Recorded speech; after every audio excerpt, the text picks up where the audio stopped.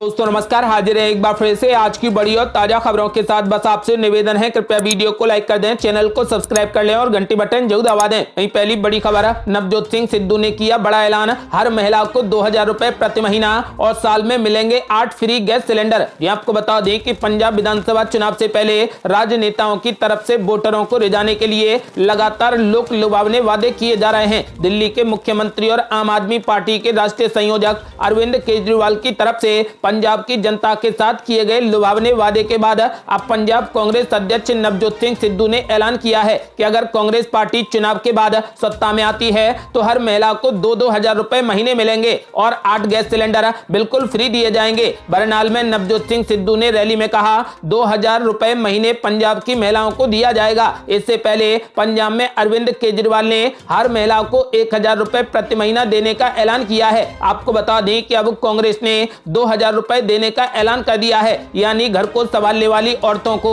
2000 रुपए हर महीने दिए जाएंगे। आपको बता दें कि नवजोत सिंह सिद्धू ने इसके अलावा 8 गैस सिलेंडर साल में बिल्कुल मुफ्त देने का ऐलान किया है। अगली बड़ी खबर, लखीमपुर खीरी मामले की चार्जशीट दाखिल होने के बाद अजय मिश्रा टैनी पर प्रियंका गांधी ने बोला हमला, पीएम मोदी पर लगाए गंभीर आरोप। ये आपको बता दें कि कांग्रेस महासचिव प्रियंका गांधी वाड्रा ने लखीमपुर खीरी मामले को लेकर प्रधानमंत्री नरेंद्र मोदी पर निशाना साधा है। उन्होंने आरोप लगाते हुए कहा कि पीएम मोदी के संरक्षण के चलते मंत्री अजय मिश्रा टैनी पर जांच की आंच तक नहीं आई और वे अपने पद पर अभी भी बने हुए हैं। प्रियंका गांधी वाड्रा ने कहा कि झूठी माफी और कानून वापस लेने जैसे चुनावी कदम भी मोदी जी की किसान विरोधी सोच को ढक नहीं सकते। वे रक्षक के पद पर हैं लेकिन भक्षक के साथ खड़े हैं। लखीमपुर खीरी नरसंहार मामले की चार्जशीट में भी केंद्रीय गृह राज्य मंत्री के बेटे ही किसानों को कुचलने की घटना के मुख्य आरोपी हैं, लेकिन पीएम मोदी के संरक्षण के चलते मंत्री अजय मिश्रा टैनी पर जांच की आंच तक नहीं आई और वे अपने पद पर अभी भी बने हुए हैं। आपको बता दें कि यूपी के लखीमपुर खीरी में किसानों को गाड़ी से कुचलने के मामले में करीब 5000 पन्नों की चार्जशीट दाखिल कर दी गई है। बड़ी बात यह है कि इस चार्जशीट में केंद्रीय गृह राज्य मंत्री अजय मिश्रा टैनी के एक और करीबी वीरेंद्र शुक्ला को भी आरोपी बनाया गया है। अब मंत्री के बेटे आशीष मिश्रा सहित कुल 16 आरोपी हो गए हैं, जिसको लेकर प्रियंका गांधी वाड्रा ने पीएम नरेंद्र मोदी पर जोरदार हमला बोला है। और बड़ी खबर, योगी आदित्यनाथ के ऐलान के बाद अखिलेश यादव का भी बदल गया मन, खुद भी चुनाव लड़ने को हुए तैयार। आपको बता दें कि यूपी में मुख्यमंत्री योगी आदित्यनाथ की ओर से विधानसभा चुनाव लड़ने का संकेत दिए जाने के बाद समाजवादी पार्टी के मुखिया अखिलेश यादव ने भी अपना मन बदल लिया है। अखिलेश यादव ने कहा कि यदि पार्टी चाहेगी तो वो चुनाव लड़ने के लिए तैयार हैं। माना जा रहा है कि योगी के ऐलान की वजह से अखिलेश यादव भी लड़ेंगे। आजमगढ़ से लोकसभा के सांसद अखिलेश यादव ने पिछले दिनों चुनाव लड़ने से इनकार कर दिया था। अखिलेश यादव से एक इंटरव्यू में पूछा गया कि योगी आदित्यनाथ ने कहा है कि वो चुनाव लड़ेंगे, तो क्या आप भी 2022 के विधानसभा चुनाव में चुनाव लड़ेंगे? इसके जवाब में अखिलेश यादव ने कहा, मैं कितने चुनाव लड़ चुका हूं, बड़े बड़े चुनाव लड़े हैं। समाजवादी पार्टी तय करेगी और हमारे लोग तय करेंगे तो मैं चुनाव लड़ने के लिए तैयार हूं। ये पूछे जाने पर कि वो किस सीट से चुनाव लड़ेंगे, सपा अध्यक्ष ने कहा कि जो भी क्षेत्र समाजवादी पार्टी तय कर देगी, जिस क्षेत्र के लोग बुलाएंगे मैं वहीं से चुनाव लड़ूंगा। इससे पहले उन्होंने कहा था कि मैं उत्तर प्रदेश का आगामी विधानसभा चुनाव नहीं लड़ूंगा। आपको बता दें कि लेकिन अब उन्होंने चुनाव लड़ने का ऐलान किया है। यूपी के मुख्यमंत्री योगी आदित्यनाथ इस समय विधान परिषद के सदस्य हैं, लेकिन इस बार वो विधानसभा चुनाव लड़ने जा रहे हैं। योगी ने कुछ पत्रकारों से औपचारिक बातचीत में कहा कि मेरे चुनाव लड़ने पर कोई संशय नहीं है, लेकिन मैं चुनाव कहां से लड़ूंगा इस बात का फैसला पार्टी नेतृत्व करेगा। जब उनसे पूछा गया कि वो अयोध्या से चुनाव लड़ेंगे या मथुरा से या फिर गोरखपुर से, तब उन्होंने कहा कि पार्टी जहां से कहेगी मैं वहां से चुनाव लड़ूंगा। आपको बता दें कि इस बार योगी आदित्यनाथ और अखिलेश यादव दोनों की आमने सामने की टक्कर होगी, यानी दोनों ही इस बार का विधानसभा चुनाव लड़ेंगे।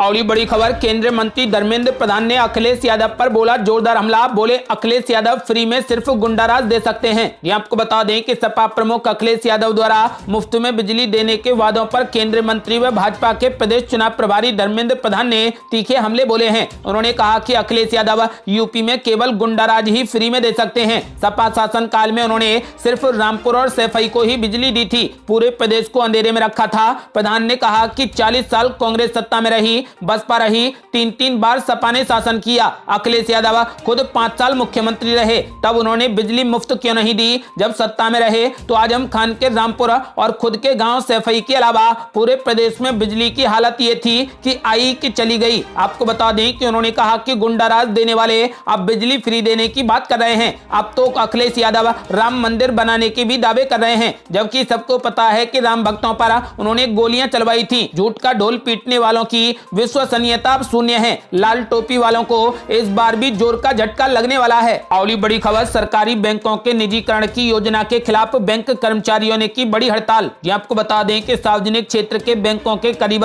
9 लाख कर्मचारियों ने सरकारी बैंकों के निजीकरण के विरोध में 2 दिन की हड़ताल शुरू की। आज हड़ताल का दूसरा दिन है। हड़ताल के पहले दिन देश भर में इन बैंकों का कामकाज प्रभावित रहा। इन बैंकों के ग्राहकों को बैंकों का कामकाज बंद होने की वजह से जमा और निकासी, चेक क्लियरेंस और ऋण मंजूरी जैसी सेवाएं ठप होने से दिक्कतों का सामना करना पड़ा। ये हड़ताल अखिल भारतीय बैंक अधिकारी परिसंघ, अखिल भारतीय बैंक कर्मचारी संघ और राष्ट्रीय बैंक कर्मचारी संगठन सहित 9 बैंक संघों के मंच United forum of bank union ने बुलाई है। आपको बता दें कि कर्मचारी चालू वित्त वर्ष में 2 और सरकारी बैंकों के निजीकरण करने के सरकार के फैसले के खिलाफ हड़ताल कर रहे हैं। सरकार ने वित्त वर्ष 2021-22 के बजट में 2 सरकारी बैंकों के निजीकरण की घोषणा की थी। ग्राहकों को हड़ताल की जानकारी देने के साथ भारतीय state bank, Punjab national bank और बैंक ऑफ इंडिया जैसे सरकारी बैंकों की कई शाखाएं बंद रही। आपको बता दें कि फिलहाल बैंक कर्मचारी लगातार हड़ताल कर रहे हैं। अगली बड़ी खबर, आज ई श्रम कार्ड बनवाने वालों के खाते में आएंगे 1-1 रुपए। यूपी के 1.5 करोड़ कामगारों को मिलेगा भरण पोषण भत्ता। ये आपको बता दें कि उत्तर प्रदेश की योगी सरकार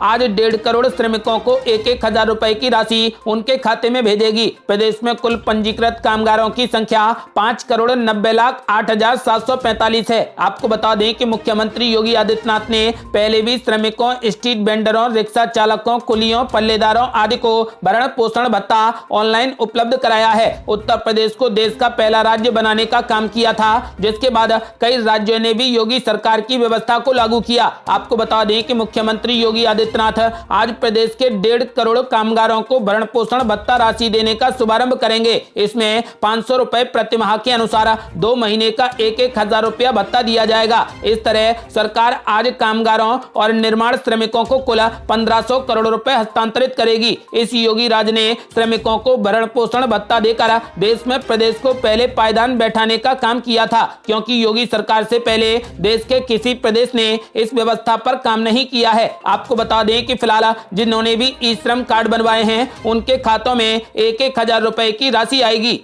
अगली बड़ी खबर, जेपी नड्डा ने दिया अखिलेश यादव और मायावती को खुला चैलेंज। कहा इस बार भी यूपी में पूर्ण बहुमत की सरकार बनाएगी बीजेपी। ये आपको बता दें कि उत्तर प्रदेश के बस्ती में बीजेपी के राष्ट्रीय अध्यक्ष जेपी नड्डा ने जनसभा को संबोधित किया। जेपी नड्डा ने जन विश्वास यात्रा के समापन अवसर पर आयोजित जनसभा को संबोधित किया। इस दौरान उन्होंने विपक्ष पर जमकर हमला बोला। बीजेपी के राष्ट्रीय अध्यक्ष जेपी नड्डा ने कहा कि बीजेपी के यात्रा को पूरे प्रदेश में बड़ा जन समर्थन मिला है। जेपी नड्डा ने कहा कि उत्तर प्रदेश में अब फर्क साफ दिखता है। अब योजनाओं का पैसा सीधे लोगों के बैंक खाते में जाता है। अखिलेश जी के समय में पैसा सीधा उनके ही खाते में जाता था। आपको बता दें कि यात्रा जो उत्तर प्रदेश में 6 स्थानों से शुरू हुई थी, उसका आज समापन हो रहा है। करीब 403 विधानसभा क्षेत्रों से घूमते हुए 4 करोड़ से भी ज्यादा लोगों से संपर्क करते हुए आज से यात्रा समापन की ओर बढ़ी है। यात्रा को पूरे प्रदेश में बड़ा जन समर्थन मिला है। बस्ती में जन विश्वास यात्रा के अंतर्गत आयोजित विशाल जनसभा को संबोधित करते हुए कहा कि जिस तरीके से भाजपा की तेलंगाना के उपचुनाव में जीत हुई है, उससे केसीआर सरकार बौखला गई है और अब वो प्रजातंत्र का गला घोटने और प्रजातंत्र की आवाजों को दबाने के लिए आ गए हैं। भाजपा शिक्षकों की लड़ाई लड़ेगी और सच की जीत होगी। भाजपा के राष्ट्रीय अध्यक्ष जेपी नड्डा ने विपक्ष पर हमला बोलते हुए कहा कि हमने लोगों को जोड़ा है, उन्होंने लोगों को बांटा है, उन्होंने हमें धर्म के नाम पर बांटा। जिन्होंने देश का विभाजन किया, उनके नाम को लेकर आज भी समाज को बांटने पर जुड़े हैं। आपको बता दें कि उन्होंने ऐलान कर दिया है कि इस बार यूपी में फिर से पूर्ण बहुमत की सरकार बनाएंगे। और ये बड़ी खबर, बीजेपी सांसद ने जेपी नड्डा को लिखा खुला पत्र, मुख्यमंत्री योगी आदित्यनाथ को मथुरा से प्रत्याशी बनाने की मांग। ये आपको बता दें कि उत्तर प्रदेश में इस साल की शुरुआत में विधानसभा के चुनाव होने जा रहे हैं। ऐसे में सभी राजनीतिक दलों की तरफ से जोर शोर से चुनाव प्रचार किया जा रहा है, तो वहीं एक दूसरे के खिलाफ जमकर सियासी बयानबाजी भी खूब हो रही है। इस बीच भारतीय जनता पार्टी के राज्यसभा सांसद हरनाथ सिंह यादव ने मुख्यमंत्री योगी आदित्यनाथ को मथुरा से बीजेपी प्रत्याशी बनाए जाने का अनुरोध किया है। बीजेपी सांसद ने पार्टी के राष्ट्रीय अध्यक्ष जेपी नड्डा को लिखे पत्र में उनके अनुरोध करते हुए मुख्यमंत्री योगी आदित्यनाथ को आगामी विधानसभा चुनाव में मथुरा के बीजेपी उम्मीदवार बनाने पर विचार करने को कहा है। समाचार एजेंसी एएनआई के मुताबिक पत्र में राज्यसभा सांसद हरनाथ सिंह यादव ने जेपी नड्डा को लिखते हुए कहा कि योगी आदित्यनाथ ने अपने कर्तव्य और चिंतन से प्रदेश में भारी प्रतिष्ठा अर्जित की है और प्रदेशवासियों की चिंतन की धारा बदल दी है। मुख्यमंत्री योगी की तरफ से खुद ये ऐलान किया गया है कि पार्टी जहां से भी कहेगी वो वहीं से चुनाव लड़ेंगे। आपको बता दें कि हरनाथ सिंह यादव ने कहा कि वैसे तो प्रदेश की प्रत्येक विधानसभा क्षेत्र में मतदाताओं की इच्छा होगी कि मुख्यमंत्री योगी उनके ही विधानसभा से चुनाव लड़ें, लेकिन मैं बहुत विनम्र शब्दों में निवेदन करना चाहता हूं कि ब्रज क्षेत्र की जनता की विशेष इच्छा है कि योगी जी भगवान श्री कृष्ण की नगरी मथुरा से चुनाव लड़ें और इस पत्र मुझे खुद भगवान श्री राम जी ने लिखने के लिए प्रेरित किया है। आपको बता दें कि उन्होंने ऐलान किया है और जेपी नड्डा से मांग की है कि इस बार के विधानसभा चुनाव में मुख्यमंत्री योगी आदित्यनाथ को मथुरा से उम्मीदवार बनाया जाए। आपका क्या मानना है? क्या इस बार मथुरा से मुख्यमंत्री योगी को चुनाव लड़ाना चाहिए? अपनी राय हमें वीडियो लाइक कर कमेंट बॉक्स में जरूर दें। आज के लिए बस इतना ही। यदि आपने अभी तक हमारे चैनल को सब्सक्राइब नहीं किया है तो कृपया चैनल को सब्सक्राइब कर घंटी बटन जरूर दबा दें। जल्दी मिलते हैं बड़ी अपडेट के साथ, तब तक के लिए जय हिंद, जय भारत।